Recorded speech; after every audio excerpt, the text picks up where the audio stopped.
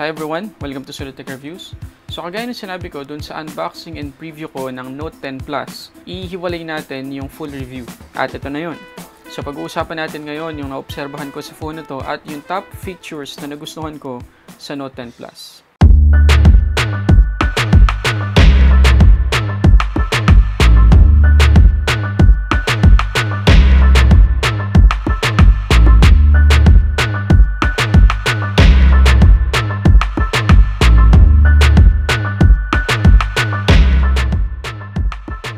Okay, before tayo mag-start guys, gusto ko munang ipakita ulit sa inyo yung isa sa pinaka-paborito kong app sa Play Store at sa App Store at ito yung ShopBack. Nagbibigay ito sa atin ng cashback kapag ginamit natin to sa pag-shopping sa mga online store kagaya ng Lazada, Zalora, Agoda at Shopee. Kahit kapag bumili tayo sa NordVPN ng subscription, pwede rin natin magamit yung ShopBack. Okay, so open lang natin yung ShopBack tapos i-launch natin yung Lazada app gamit yung ShopBack. Ganun lang kasimple.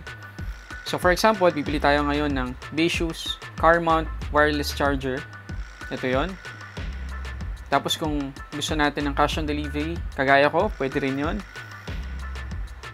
After ma-deliver sa atin yung item, makaka-receive tayo ng notification kagaya nito na meron nang bumalik sa ating cashback. Totoong pera yan guys na pwede nating i-withdraw or i-transfer sa ating bank account.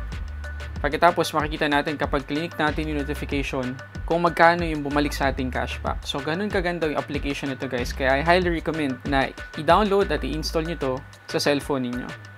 Okay, so start natin guys yung review dito sa Note 10 Plus. Okay, so number 1 guys, napakamahal ng phone nito. Magre-range to guys ng 60,990 pesos hanggang 72,990 pesos.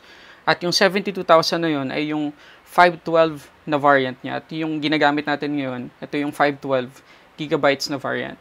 Okay, so umpisahan natin guys sa design at protection ng Note 10 Plus. So nung una ko na-review to guys, hirap na hirap ako kasi sobrang reflective ng design niya. Aurora Glow yung tawag nila dito. Pero habang tumatagal, habang tinititigan mo yung kulay na Note 10 Plus na Aurora Glow, paganda ng paganda yung phone. At hindi ka magsisisi kung ito yung kulay na bibilhin mo.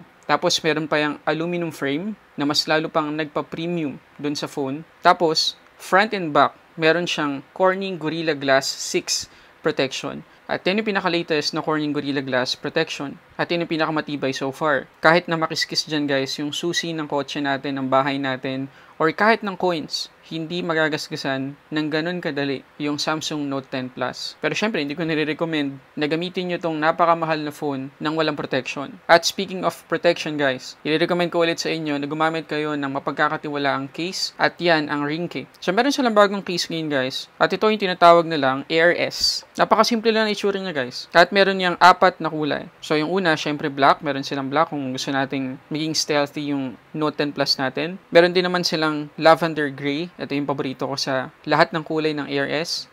At yung panghuli, yung pink sun. So, nandiyan yung link ng AirS case ng Ringke dyan sa description sa baba. Click nyo na lang para makita nyo pa ibang details tungkol sa case na yan. At nandiyan din yung link ng Ringke Philippines sa description sa baba para makita nyo pa iba pa nilang cases para sa iba pang model ng phone. Baka nandiyan yung model ng phone niyo, doon na kayo bumili ng case. Okay, bukod pa dun guys, sa Corning Gorilla Glass protection ng Note 10 Plus, dust and waterproof resistant siya, up to 1.5 meters for 30 minutes. So, yun yung isa pang feature na gustong-gusto nating makita sa mga flagship phones ngayon. Sobrang mahal, sobrang ganda ng phone. Siyempre dapat gusto natin dust and waterproof resistant na rin siya. So, yan yung ikinaganda ng Note 10 Plus. Okay, sunod na nagustuhan ko guys ay yung kanyang fast charging capability. So, kung naka-wired tayo, capable siya sa 45 watts fast charging. Ganun kabilis yun guys. Kanina, charge ko yung phone from 20%, wala pang 1 hour guys, naka 100% na ako. Tapos kung mag-wireless charger naman tayo, isa to sa may pinakamabilis na capability. Kaya niya hanggang 15 watts fast wireless charging. At speaking of wireless charging guys, kung sakali no, mahanap kayo ng mga wireless charger, gusto ko i-recommend sa inyo yung ginagamit ko ngayon. Ito yung Kospet. So ito yung una, yung T513S. So, pwede mo siyang ilapag sa kahit anong part ng table ninyo or sa tabi ng kama nyo. Tapos, ilapag mo lang dun yung phone, matcha-charge na yan. Kasi nga, wireless charger siya. At up to 10 watts yung kaya niya. Meron pa silang isang model. Ito naman yung T524S. Kospet pa rin yan, guys. Ang kaibahan nito, pwede siyang maging stand ng phone. So, kung sakali na gusto mo pa rin magamit yung phone mo habang charge mo siya wirelessly, halimbawa nanonood ka, habang charge mo siya, sakto tong T524S ng Kowitek. So, kagaya nung T513S, hanggang 10 watts din yung maximum output niya. So, nandyan guys yung link ng Kowitek website sa description sa baba. Click nyo na lang para makita nyo pa yung details tungkol dito sa dalawang charger na to at iba pa nilang product at iba pa nilang wireless charger. Okay, susunod guys na nagustuhan ko sa Note 10 Plus, syempre walang iba, kundi yung S Pen. Napakadaming feature nito guys, at yung isa doon ay na-feature ko na doon sa unboxing and preview na Note 10 Plus, at yun yung tinatawag na ear actions. So, kapag click mo yung button sa S Pen, tapos sinipe mo pa left or pa right, pwede mong mabago yung mode ng camera. So, napaka-useful niyan kung nagtitake tayo ng group shots, tapos malayo tayo dun sa camera, hindi na natin kailangan mag-utos pa sa ibang tao or pumunta dun sa mismong camera. Pwede na natin gawin yan gamit yung S Pen. Tapos meron din siyang tinatawag na write to text. So for example, nag-note tayo gamit yung S Pen, syempre handwritten yung style dyan. Kapag sinearch natin yan dun sa notes, halimbawa, tinype natin, welcome, tapos sinearch natin, welcome, lalabas guys, yung sinulat natin gamit ng S Pen. Ganun ka-high-tech na ngayon, yung stylus ng Note 10 Plus. Susunod guys, na nagustuhan ko sa Note 10 Plus, ay yung tinatawag na zoom-in mic. Okay, paano ba ito gumagana? So, kapag nag-take ka guys ng videos gamit yung Note 10 Plus, pwede mong i-zoom sa isang subject. At habang sinuzoom mo siya dun sa subject na yun, lumalakas din yung pag-capture niya sa sound ng subject na yun. So bigyan ko kayo na example. As totoong cash, kapag shopping ka pa sa ibang mall or sa iba pang online store. Okay, ganito lang yung kasimple. Okay, buksan natin itong ShopBack app. Pag-open natin. Okay, sunod guys, yung customizable button. So, dati, yung Bixby button sa gilid, hindi yan customizable guys. By default, kapag click mo yan, syempre, Bixby yung unang lalabas kasi nga Bixby button. Pero ngayon, iba na. Pwede mo na siyang i-customize. So, pwede mo siyang i-program na kapag click ng isang beses, ito yung lalabas na app.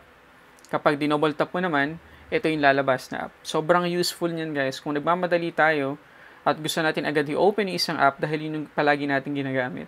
Okay, susunod guys ay yung expandable storage ng Note 10 Plus. Yes guys, na-expand pa to. Kahit ang napili mong variant ay yung 512GB na Note 10 Plus, expandable pa rin up to 1TB.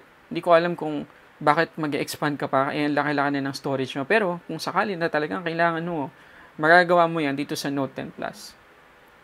Okay, panghuling feature na nagustuhan ko sa Note 10 Plus, at ito yung hindi ko nabigyan ng justice doon sa unboxing and preview ko. Ito yung ultrasonic fingerprint scanner ng Note 10 Plus. Meron kasi nag-comment guys na magkaiba yung type ng fingerprint scanner ng OnePlus 7 tsaka ng Note 10 Plus. Kaya mas mabilis guys yung OnePlus 7 at OnePlus 7 Pro kasi ang ginagamit nila yung optical fingerprint scanner. Itong Note 10 Plus, ultrasonic sensor na fingerprint scanner. Anong difference nun? Well, yung optical guys ay nakaka-detect lang ng 2D. Yung ultrasonic 3D. So, ibig sabihin, mas madaming details yung nadidetect ng ultrasonic sensor na Note 10 Plus kaysa doon sa optical scanner ng OnePlus 7. At para mas pasimplihin pa guys, mas secured ang ultrasonic fingerprint scanner ng Note 10 Plus kaysa doon sa optical scanner na ginamit sa OnePlus 7. Kaya siya mabagal ng kaunti dahil talagang binabasa niya in 3D yung fingerprint na ginagamit natin dun sa phone. Kaya mas madaling ma-hack guys yung mga optical fingerprint scanner kung ikukumpara sa ultrasonic fingerprint scanner.